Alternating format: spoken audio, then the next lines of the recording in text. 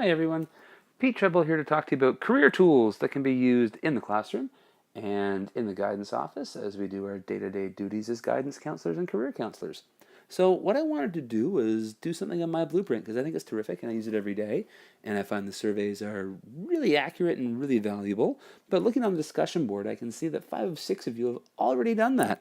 So instead, I thought what I would do is use all the technology at my disposal to talk about something that doesn't use technology at all. 2 old school paper surveys that are actually used in my school that students have actually requested. Someone actually requested one today. And I'll talk to you a little about that. So the 2 of them are the Jackson Vocational Interest Survey, or JVIS, and the Career Occupational Preferences System, or the COPS survey. Both are offered on paper and online. My school and my school board has purchased a whole bunch of these things in bulk, so we can kind of distribute them whenever we want to whoever wants them in the school to no cost to them.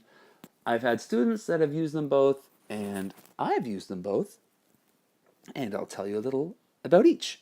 So we'll start off with the JVIS. That's the one that I used first. Just to get into cost, JVIS costs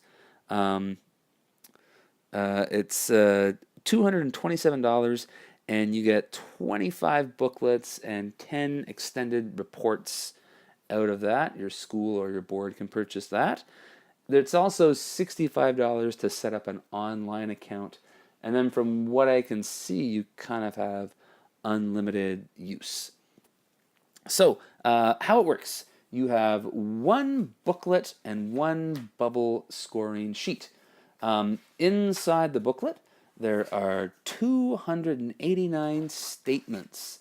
And for each of these statements, you have to select out of 2 options which you prefer.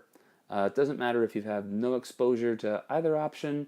Doesn't matter if you dislike both. It gives you 2 options. You always have to pick one and put your answer into the bubble sheet, either A or B.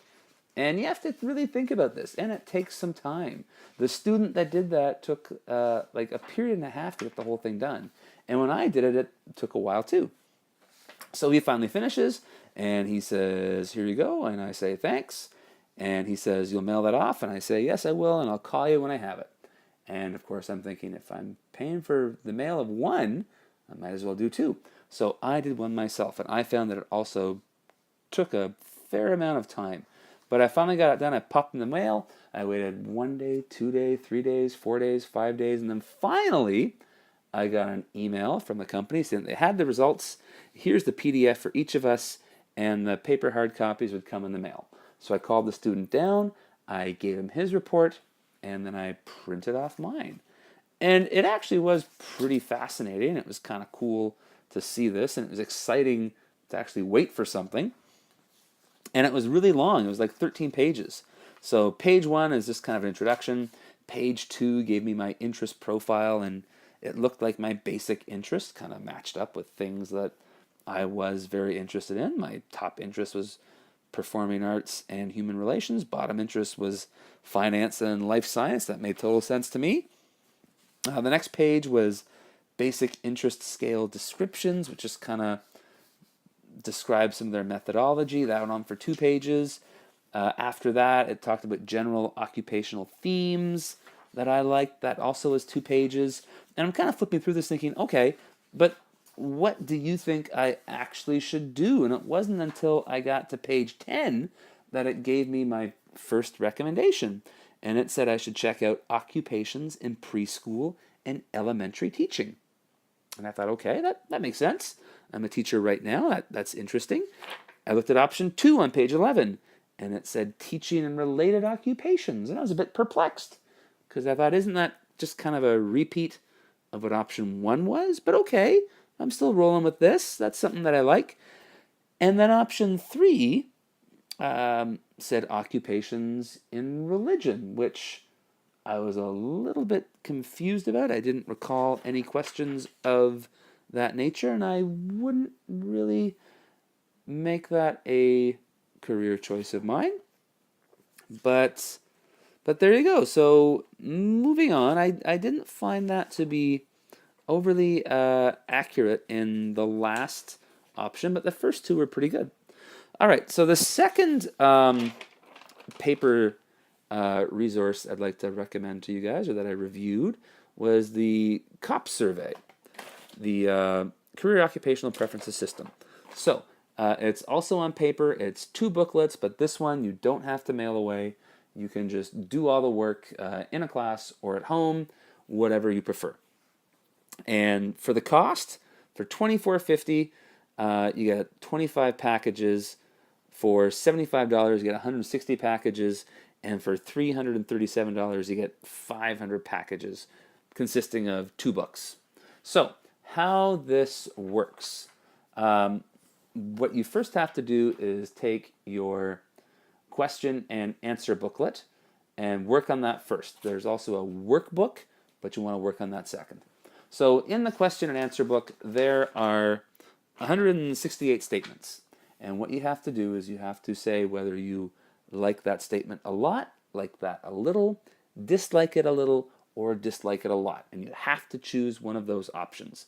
And there's a little space beside the question where you just fill in a bubble and record one of those 4 options that applies best to you. And you do this, like I said, 168 times. And when you're done, you have this sort of mini bubble sheet filled out, and there's 4 columns, and you have to sort of look across, and it asks you to tally up each of the lines across. So you end up with this long list of numbers. You take that list of numbers and you open up the workbook. And on the first page, there is this place where you can graph those numbers in directly. So you start plotting those numbers that you came up with onto this graph. And you get this crazy looking line graph. And at the top of the graph are these different career sections. And wherever there's a high point in the graph, that means that that is something that you're interested in. And for the most part, I found this to be accurate. It said my interests were skilled service professional, skilled arts, and communication. And all of that sounded pretty interesting to me. And then you turn 2 pages in, and it gives you the career clusters associated with those categories. And the jobs within those clusters included human resources and teaching and arts-related jobs, all things that I was really interested in. You look in those clusters, and then it tells you certain skills you need to have success in those jobs. Then you turn towards the end of the workbook, and it kind of gives you the framework for a research project where you can look into these different careers and see what applies to you. So those were the 2 resources. The pros for both of them were that they were tactile. You had to actually do something and use your hands. There was a real sense of accomplishment when you got something done. You got lots and lots of data, and it took up time. If you're in a careers class and you want something that can last you a period or 2, you could do one of these things. And the results sometimes can be accurate. The cons was that there was a cost associated with each. It was tactile, which could be difficult for some students, and it took way too long, really, if you just want to get some results fairly quickly. Some students don't like to wait 4 or 5 days to find out what they should be taking. And in some cases, too, the results can be way off. So my verdict is, while not perfect, it's another resource that you can use. Maybe you don't want to be on the computer for a day. Maybe a student wants to take something home. You can give them this to check out. At the end of the day, it's good to have as many resources as possible and look at as many options as possible to see what's right for you and your students. That's it for now. Thanks for listening.